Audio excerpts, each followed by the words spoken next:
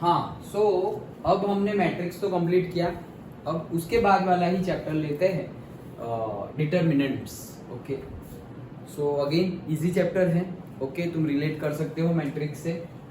अभी मैट्रिक्स जो था हमारा, ओके, पर्टिकुलरली पहले तो यूजेस की बात कर ले। डिटर्मिनेंट्स पहले तो है क्या? डिटर्मिनेंट्स एक नंबर है।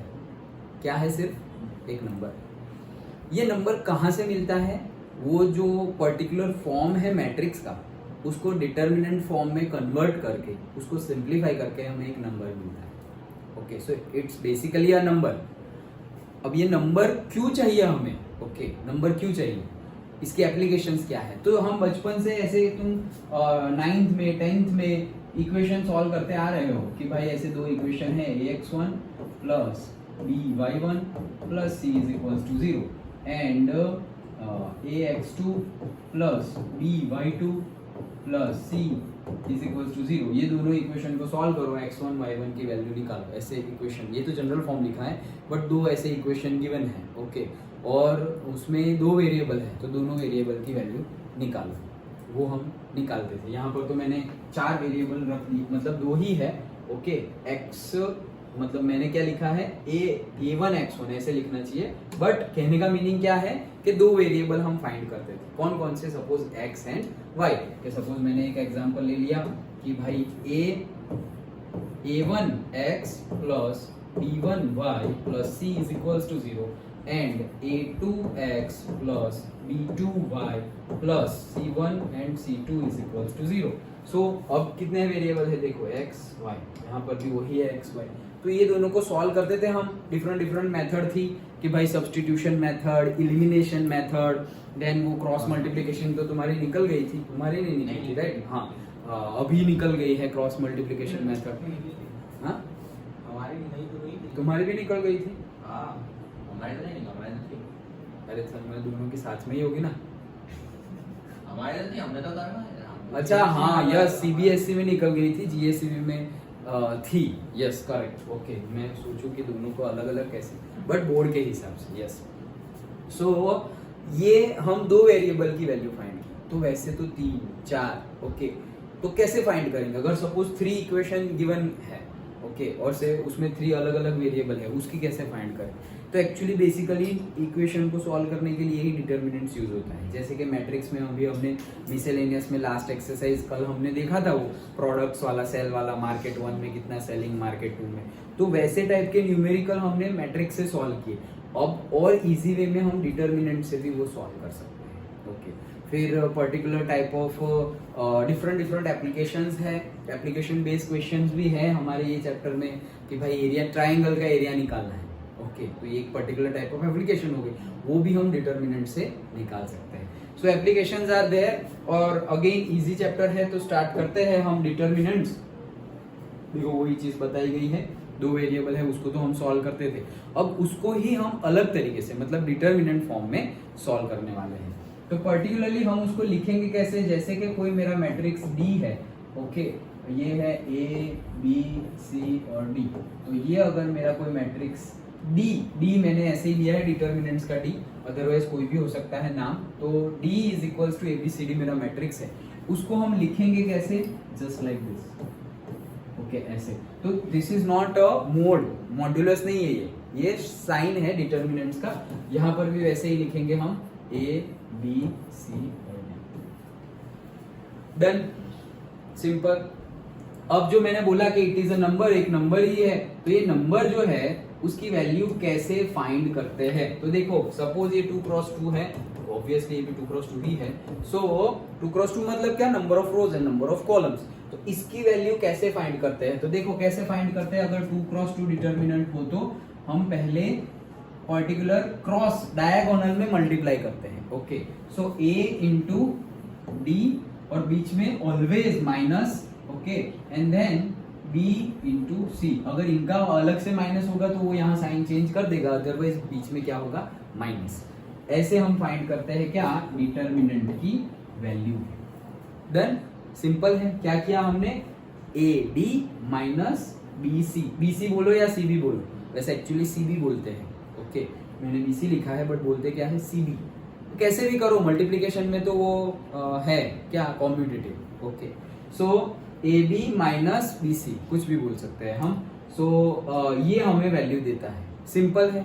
ओके, जैसे कि यहाँ पर ऐसा ही कोई मैट्रिक्स है 1 2, ऐसा ही कोई डिटर्मिनेंट है, तो उसका आंसर क्या आएगा, 1 4 ज़ा 4 माइनस 3 2 ज़ा 6 दैट इज इक्वल्स टू -2। ये डिटर्मिनेंट का आंसर है, सिंपल कि ये 1 इंटू 4 माइनस 3 2 ज़ा 6 done. Okay, I think school में और वो चली गया होगा ये। ओके, सो आता है। ओके, ठीक है, तो भी कोई डाउट हो तो पूछ लेना। ओके, चलो, तो ये था हमारा 2 क्रॉस 2 मैट्रिक्स। अगर 1 क्रॉस 1 मैट्रिक्स हो, मतलब कि सपोज मेरा मैट्रिक्स है, ओके, वो है -2, ये क्या है 1 क्रॉस 1, कौन से ऑर्डर का है 1 क्रॉस 1, इसका कैसे निकालेंगे, तो इसकी वैल्यू क्या होगी, अगर मैं बोलूं कि डिटर्मिनेंट ए निकालना है तो उसकी वैल्यू क्या होगी, 2 पक्का, 2 या -2। तो स्टूडेंट यहाँ पे ऐसा करते हैं कि इसको हमने लिख दिया -2 और फिर बाहर आके 2 लिखते हैं, बट अगेन ये मोड नहीं है, अकेला एलिमेंट है तो हमें मोड लगता है, तो आंसर इसका आएगा -2 ही। ओके, इसमें कुछ करना है ही नहीं, एक ही नंबर है। सो जो नंबर है itself it is a value of the determinant. Okay, but हम जनरली अगर जल्दबाजी में मैं भी अगर देख लूँ, शायद अगर ध्यान ना हो तो गलती हो सकती है। तो 1 क्रॉस 1 हो तो जो अंदर नंबर है, जो भी नंबर है वही उसकी वैल्यू है, जो भी प्लस माइनस 0 जो भी वैल्यू है उसकी, जो भी नंबर है वो उसकी वैल्यू है। डन। तो ये हो गया 1 क्रॉस 1 और 2 क्रॉस 2।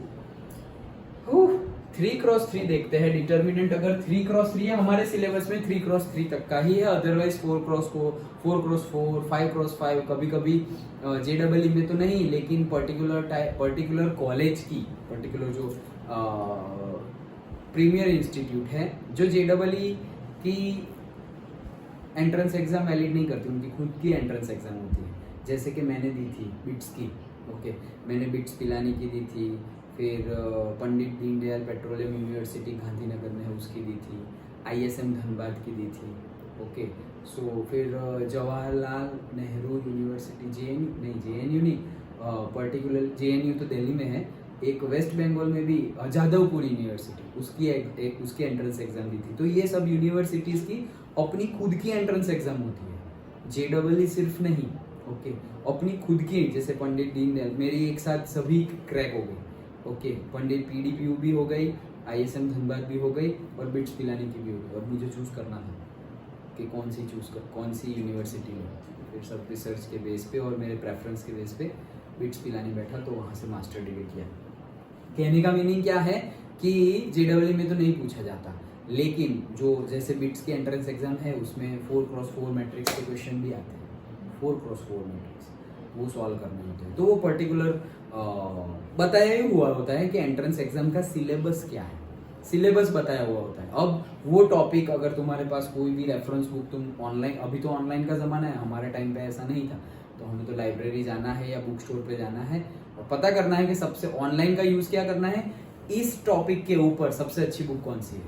ओके, फिर वो बुक या तो रेंट पर लेनी है या परचेज करनी है, उसमें से पढ़ाई करनी है, दैट्स इट। तो आता था 4 क्रॉस 4, हमारे सिलेबस में कितना है, सिर्फ 3 क्रॉस 3 तक है। 1 क्रॉस 1, 2 क्रॉस 2 एंड 3 क्रॉस 3, उससे ज़्यादा हमारे सिलेबस में नहीं है, तो हम सिलेबस के अकॉर्डिंगली चल रहे हैं। अभी अगर 3 क्रॉस 3 मैट्रिक्स है मेरा, सपोज डिटर्मिनेंट है मेरा ABCDEFGHI, ओके, तो हमारा 3 क्रॉस 3 मैट्रिक्स है ABCDEFGHI, उसका डिटर्मिनेंट कैसे फाइंड करें। ओके, तो उसके लिए भी पर्टिकुलर मेथड ही है। अब यहाँ पे मैं साइन कन्वेंशन दिखा रहा हूँ तुम्हें, पर्टिकुलरली जब आगे हम डिटेल में पढ़ने वाले हैं साइन कन्वेंशन, क्यों यही साइन कन्वेंशन लिया, वो हम डिटेल में आगे डिस्कस करेंगे। अभी के लिए वैसे सिर्फ ओवरव्यू थोड़ा छोटा सा बता दूं तो क्या होता है कि -1 raise to i plus j, इसके बेस पे साइन कन्वेंशन डिनोट होता है। -1 raise to i plus j क्या है, ये हम बोल रहे हैं ना कि A11, A12, A13, then A21, A22, A23 and A31, A32 और A 3 3 और सबको ए दिया है, मतलब मेरा मैट्रिक्स क्या है ए। ओके तो ये जो है ये फर्स्ट जो नंबर है वो डिनोट करता है आई और जो सेकंड है वो डिनोट करता है क्या जे। ओके सपोज इसमें i is equals to 2 j is equals to 1, इसमें i is equals to 3 j is equals to 2। तो समझ में आया? तो वो यहाँ पे रखेंगे तो जो साइन बनेगी उसके हिसाब से यहाँ साइन गिवन है। अच्छा तो ये जो साइन गिवन है, चलो ठीक है इतना तो इतना, तो ये जो साइन गिवन है उसके हिसाब से मैं तुम्हें बता देता हूँ। ये होता है plus minus plus, okay plus minus plus and plus minus plus minus plus minus plus minus, done.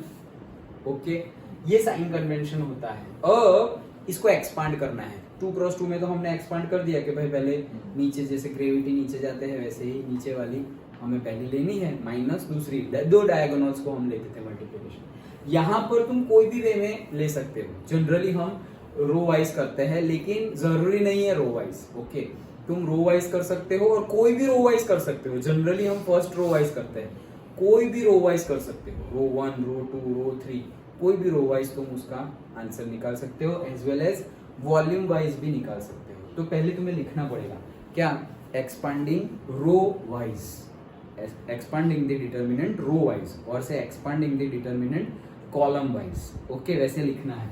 अब कैसे करेंगे, जैसे कि रो वाइज अगर मैं बोलूं तो ये फर्स्ट रो ले ली मैंने, तो फर्स्ट रो का जैसे फर्स्ट रो ले ली, वो फर्स्ट रो का फर्स्ट एलिमेंट है ए और वो पॉजिटिव है तो मैंने ले लिया ए पॉजिटिव। फिर डिटर्मिनेंट में वैल्यू रखेंगे किसको, वो फर्स्ट रो की जो कॉलम और रो है ना उसको छोड़ के जो बचेगा वो, तो फर्स्ट रो की फर्स्ट एलिमेंट के जो एलिमेंट हमने लिया है वो वो रो और वो एलिमेंट छोड़ देंगे तो ये 4 बचेंगे। तो ये 4 में कौन कौन है, E F H I, done.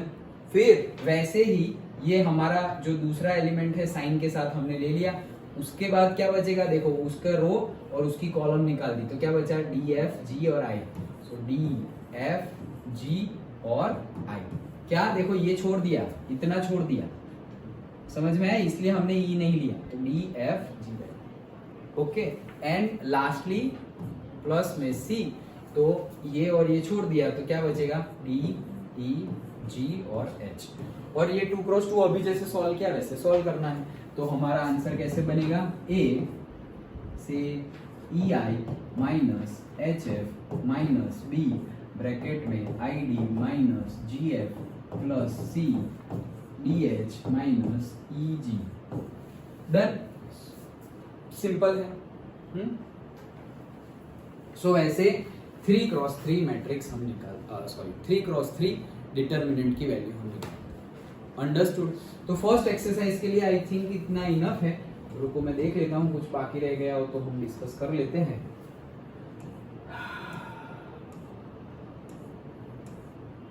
Expanding along row, first row, वैसे कोई भी रो ले सकते हो और कोई भी कॉलम ले सकते हो। जनरली कौन सी रो और कौन सी कॉलम लेनी है वो बता दूं, जो रो और कॉलम में सबसे ज्यादा जीरो, हाँ सबसे ज्यादा जो जीरो हो उसके वो रो या वो कॉलम वाइज अगर देखो वो नहीं करोगे तो भी चलेगा, एक ही प्रैक्टिस अगर पक्की कर ली वो भी एक अच्छा ऑप्शन है। ओके क्या हमेशा रो 1 वाइज तो दर ऐसे करना ऐसे करना ऐसे करना है, दिमाग में एक ग्रूव बन जाएगा तो तुम हर बार वैसे ही करते जाओगे, कोई प्रॉब्लम नहीं। वो जीरो तो कहीं और जगह मल्टीप्लाई होगा तो आंसर 0 आएगा, दैट्स इट। ओके और वैसा ना करना हो तो फिर ऐसा कर सकते हैं क्या कि भाई सबसे ज्यादा 0 हो और सब वो रो या वो कॉलम वाइज हम एक्सपांड करें, और एटलीस्ट सबसे ज्यादा सपोज 1 बहुत आ रहा है 1 1 1 ऐसा आ गया एक लाइन में, ओके तो भी हम ऐसे एक्सपांड कर सकते हैं, ना करेंगे तो भी चलेगा, कैलकुलेशन थोड़ी सिंपल हो जाएगी, दैट्स इट। अदरवाइज और कुछ है नहीं। वो तो तुम नहीं करोगे, सपोज 0 0 0 थर्ड रो में थर्ड कॉलम में आ रहा है और मैंने फर्स्ट रो वाइज एक्सपांड कर दिया तो भी चलेगा, कोई बात नहीं। तो वो 0 0 आएगा, वो नलीफाई होने वाला है, मल्टीप्लाई होगा। सो वैसे लिखना पड़ेगा कि row wise, okay that's it. Expansion देखो, ये एक्सपांशन सेकंड रो R2, ये क्या बोला है देखो, हमारी सेकंड रो है R2, तो देखो उसको कैसे एक्सपांड किया है, पहले A21 फिर ये उसको छोड़ दो तो फिर A11 1 3 सॉरी 1 1 नहीं 1 2 1 3 3 2 3 3 डन ओके। तो उसके अकॉर्डिंगली तो ये R2 वाइज किया है, सिंबल जो भी तुम्हारा आया है हमारा उसके हिसाब से हमें लिखना है। और अगर तुम वही -1/i+j करना चाहो कर सकते हो, -1i_j तो वो कर लो, उसके अकॉर्डिंगली साइन आएगा ओके। सो कॉलम वाइज भी कर सकते हैं। रिमार्क्स देखो, for easier calculations we shall expand the determinant along that row और column which contains maximum number of zeros for easier calculations while expanding instead of multiplying by -1/i+j we can multiply by +1 or -1 according to the i plus j is even or odd, उसके हिसाब से भी हम multiply कर सकते हैं। let a and b is this, then it is easy to verify that a is equals to twice b, also a is equals to -8 and b is equals to -2 okay। तो क्या बोल रहे हैं, let a is equals to this and b is equals to this, ठीक है। Then it is easy to verify that a is equals to b, a is equals to 2b, तो वो तो हमें दिख ही रहा है। देखो अगर इसको 2 से मल्टीप्लाई कर लूं तो क्या आएगा, 2 2 4 0, तो यही आ गया। तो हम बोल सकते हैं कि ये वेरीफाई करना इजी हो जाएगा। ऑल्सो डिटर्मिनेंट ऑफ a की वैल्यू क्या होगी, -8, डिटर्मिनेंट ऑफ b की वैल्यू क्या होगी, -2, then okay, then observe that determinant of a is equals to 4 into -2 and all पूरा लिखा हुआ है, order of a square matrix a and b। in general if a is equals to kb where a and b are the square matrices, then मतलब where this then of order n, then a is equals to k raised to n। अच्छा मतलब क्या बोल रहे हैं कि जो a है, a इज इक्वल्स टू क्या होगा, हमारा डिटर्मिनेंट a होगा, वो जो k होगा ना, मतलब जो मल्टीप्लाइंग फैक्टर यहाँ से सपोज हमारा मल्टीप्लाइंग फैक्टर अगर यहाँ से निकाले तो क्या होगा 2, तो 2 निकालेंगे तो इसके जैसा हो जाएगा ओके। या फिर यहाँ पे 2 मल्टीप्लाई करेंगे तो a के जैसा हो जाएगा, हमने बोला ना 2b is equals to a, मतलब मेरा k क्या आया 2, k2 आया। सो वो k तो मेरा मिल गया 2, और अब square matrices of order n, तो ऑर्डर n है मतलब यहाँ पर ऑर्डर क्या है, सपोज 2 क्रॉस 2 मतलब मेरा ऑर्डर क्या है 2 रेज टू n, मतलब टोटल ऑर्डर 2 है। सो डायरेक्टली वो आंसर करेंगे तो भी आ जाएगा, तो आ ही जाएगा ना, 2 raise to suppose 4 2 raise to 2 करो तो 4 आएगा, और यहाँ पर इंटू 2 है तो 8 आ ही जाएगा ओके। तो वही चीज बताई गई है, दैट्स इट, उसके बेस पे ही एक्सरसाइज है।